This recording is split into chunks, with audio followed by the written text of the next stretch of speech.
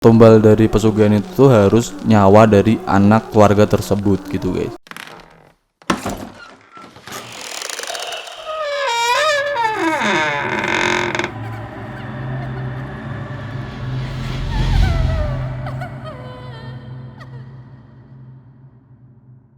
Selamat malam warga, selamat malam para pencari misteri dimanapun kalian berada di dunia goib maupun dunia nyata. Kali ini aku yang akan menemani malam-malam kalian. Aku yang akan menceritakan tentang kisah ini. Salah satu kisah dari perbatasan Surabaya sama Sidoarjo. Nah jadi tuh gini, ada sebuah kisah di mana ada sebuah keluarga yang notabene itu tuh dari keluarga yang pas-pasan gitu lah. Kalian tahu kan ya, orang-orang tuh lebih suka sama yang lebih gitu loh, kayak nggak gampang puas gitu loh maksudnya. Nah dan akhirnya keluarga tersebut tuh melakukan jalan pintas supaya biar cepet kaya gitu loh. Ya seperti ini contohnya, melakukan pesugihan. Ya mungkin untuk kalian mungkin ada yang percaya atau ada yang enggak sama hal yang namanya pesugihan kayak gini, sama hal-hal mistis kayak gini. Mungkin untuk kalian ada yang percaya, ada yang enggak gitu loh bro. Ya kalau menurut gua sih percaya aja ya kan. Nah untuk kalian yang nggak percaya mungkin bisa skip aja video ini. Jadi kembali ke cerita, di salah satu rumah di daerah Jawa Timur itu tuh melakukan yang namanya ritual pesugihan. Keseharian keluarga tersebut itu ya kayak kayak orang-orang biasa lah ya, berbisnis gitu kan. Nah tapi dia lantaran dia pengen cepet kaya, sama kurang puas gitu lah, seperti yang aku ceritain tadi. Akhirnya dia melakukan yang namanya pesugihan. Padahal untuk yang kalian belum tahu ya, kalau semuanya pesugihan kayak gitu, itu tuh kan melakukan perjanjian atau persekutuan dengan makhluk halus gitu, kayak jin gitu kan. Kan padahal kan sebelumnya kalian melakukan persekutuan dan perjanjian sama jin itu tuh semuanya kalian melakukan perjanjian dengan jin ya. Nah kalian udah mengikat janji, terus kalau sebelumnya kalian sudah meninggal gitu, kayak perjanjian kalian itu masih terikat, gak bisa lepas. Jadi kalian tetap masih punya perjanjian yang harus kalian penuhi. Kayak entah itu perjanjian kalian, kalau semuanya ntar kalian sudah meninggal, kalian gak bisa langsung tenang gitulah pokoknya. Kalian bakal menjadi babu dari jin tersebut. Kan soalnya gini, dibalik gini, pas masih hidup jin tersebut kan jadi babu kalian. Nah tadi di dalam perjanjian itu, pas kalian sudah meninggal atau kalau pas seseorang itu sudah meninggal, itu pasti babunya itu orang tersebut gitu loh bro. Soalnya aku pernah menonton di salah satu channel gitu, makanya aku tahu gitu. Untuk kalian yang belum tahu aku ceritain. Nah yang lebih parahnya lagi, sang ayahnya itu tuh menumbalin sang anak gitu loh bro. Anaknya tersebut ditumbalin gitu loh. Yang lebih parahnya lagi tuh kayak gitu. Soalnya emang di perjanjiannya emang kayak gitu. Alih-alih menjadi sukses, pesugihan ini tuh malah menjadi awal petaka dari keluarga tersebut guys. Tidak hanya berdampak di keluarganya si yang melakukan si bersangkutan itu, tapi pesugihan itu berdampak ke tetangga-tetangganya. Sehingga keluarganya tetangga tersebut juga melakukan pesugihan untuk menjadi kaya raya karena iri mungkin ya. Wah kok dia bisa kerja kayak gini, dia bisa ya bisnis kayak gini tapi bisa kaya raya, itu gimana sih gitu kan.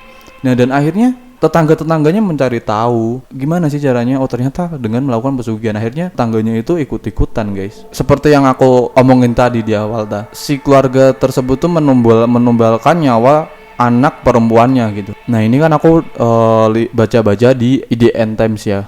Nah kan IDN Times itu udah melakukan penelusuran di salah satu rumah pesugihan itu. Saat tim IDN memasuki rumah yang sudah terbengkalai, hawa panas itu langsung menyergap Mas, itu kan namanya yang nama kru dari IDN Times itu kan Mas Bayu sama Mas Dul. Nah saat Mas Bayu masuk itu Mas Bayu sama Mas Dul itu hawanya katanya rumahnya itu tuh gimana ya, kalau semuanya di tempat yang horor atau enggak kalau kayak berbau mistis itu kan pasti hawanya tuh pengap terus panas gitu guys. Ya siapa tahu kalau tempat kalian itu ada yang hawanya itu panas pengap, itu berarti mungkin ada sesuatu gitu, ada sesuatu yang gak beres gitu di tempat kalian gitu loh. Semakin ke dalam rumah, hawa terasa semakin panas guys. Kondisi rumah pertama yang dimasukin sudah terbengkalai dan ditumbuhi oleh akar-akar di dinding rumah tersebut. Bangunannya pun juga sudah lapuk, dipenuhi oleh sampah, sama sisi-sisinya itu udah bolong-bolong gitu loh guys. Kayak rumah-rumah yang udah nggak terawat kan, kalian tahu ya kan, kayak udah nggak ditempatin beberapa tahun gitu, mungkin kalian tahu kan pasti. Mas Bayu yang kru IDN Times ini tuh menceritakan kalau sebabnya tumbal dari pesugihan itu harus nyawa dari anak keluarga tersebut gitu guys. Masa iya sih ya ada yang tega numbalin seorang anak demi apa ya, demi harta gitu guys.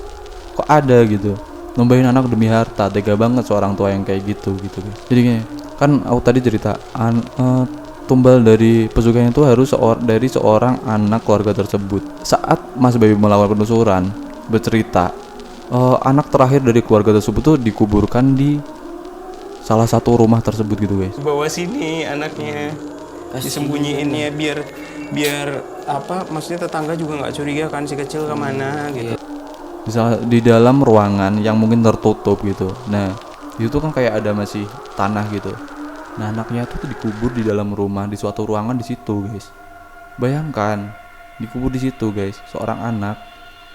Kayak nggak manusiawi banget gitu kan. Nah jadi alasan kenapa harus dikuburkan di dalam rumah atau di dalam ruangan di dalam rumah itu alasannya karena supaya tetangga keluarga itu tuh nggak curiga kenapa sih kayak semuanya gini, kenapa sih si anak ini kok jarang banget akhir-akhir ini jarang banget keluar rumah, jarang banget kelihatan gitu.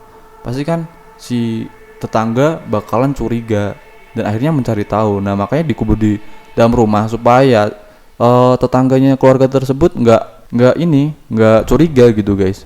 Nah dan Mas Bayu bercerita lagi kalau kuburan si anak ini sudah dipenuhi oleh tumbuhan oleh tumbuhan dan akar-akaran gitulah, udah kayak nggak terawat banget gitu guys. Dan bahkan tumbuhan-tumbuhan yang biasa di atap pokoknya itu di tembok, di atap itu tuh mengarah ke kuburan anak tersebut gitu guys. Ketika tim IDS itu melakukan penelusuran yang ke rumah kedua, Mas Bayu dan Mas Dul menghampiri sebuah sumur yang berada di depan rumah. Dan sumur itu tuh katanya ini guys, aku baca-baca, katanya itu sumur tersebut ditinggali oleh sesosok genderuwo. Ya aku nggak memungkiri sih guys sama yang namanya hal mistis kayak gitu, kayak genderuwo, kayak pocong, kayak kuntilanak itu tuh aku kayak nggak memungkiri pasti di setiap tempat itu ada.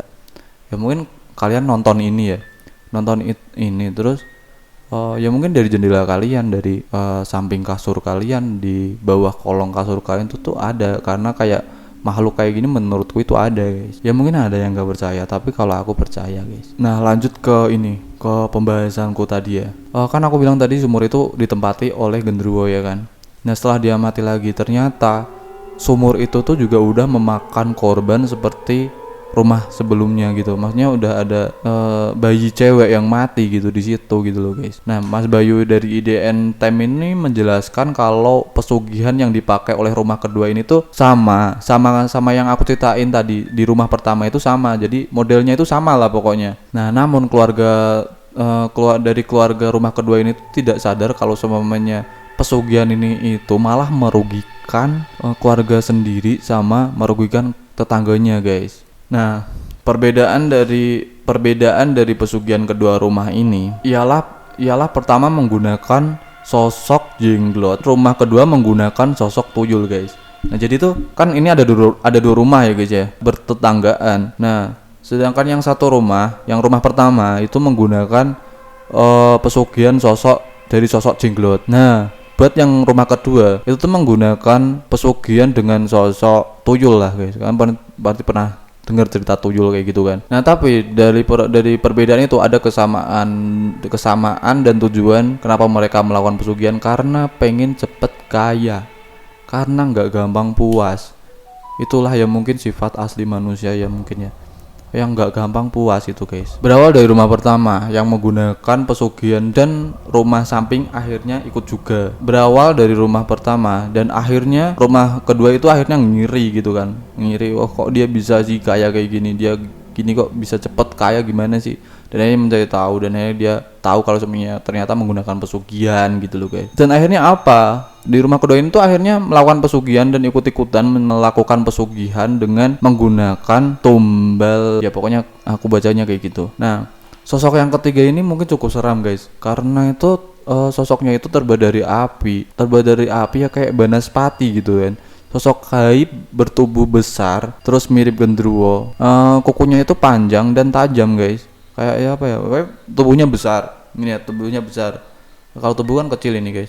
Nah, tubuhnya itu besar.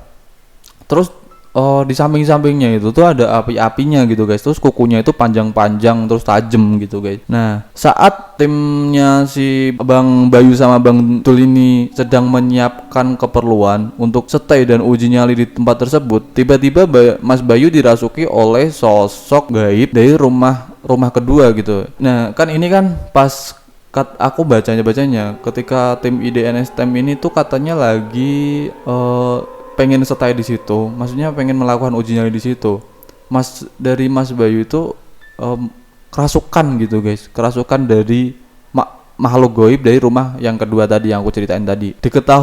Saat diketahui ternyata sosok ini adalah sosok Banaspati tersebut yang aku bilang tadi. Nah, sosok Geni Banaspati itu mengaku kalau dia itu tidak sendiri di rumah ini, melainkan ada teman-teman lainnya yang diundang oleh pemilik rumah. Jadi sebenarnya kalau di rumah kayak gitu, di rumah pesugihan itu pasti ada hal-hal goib, ada makhluk goib. Nah, itu tuh nggak cuma satu, itu ada 2, ada 3, ada banyak banget guys, serius. Jadi pemilik rumah pesugihan itu kayak melakukan pemanggilan dan pemanggilan kepada makhluk goib supaya datang ke rumahnya gitu loh. Dan kan semakin banyak makhluk goib itu bakalan semakin cepat kaya katanya guys. Soalnya aku nggak tahu juga.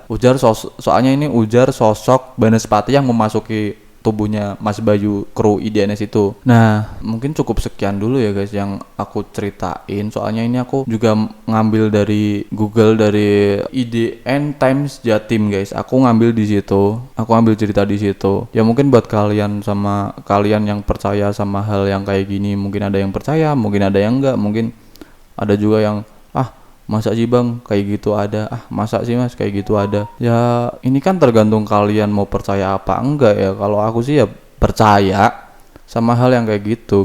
Nah, cukup sekian cerita buat malam ini. Nah, untuk kalian yang tahu masalah pesugihan atau apa-apa gitu, ntar kalian bisa komen di bawah kalau semuanya dari perkataanku ada yang salah gitu guys ya. Nah, ntar kalau kalian pengen lihat YouTube-nya langsung, lihat eksplorasinya di tempat langsung, ntar aku kasih di linknya, aku kasih di deskripsi guys. Oke, mungkin cukup segitu cerita buat malam ini. Tetap hati-hati, tetap berdoa kalau semuanya mau tidur ya kan. Soalnya kayak gitu bisa hadir kapan saja guys. Entah itu di samping kalian, entah itu di kaca kamar kalian, entah itu di atas lemari kalian, di bawah kolong tidur kalian, mungkin nggak tahu ya kan. Yang penting kalian tetap berdoa supaya diberi lindungan sama Allah. Oke. Cukup sekian, terima kasih dan jangan lupa jaga kesehatan. Dadah.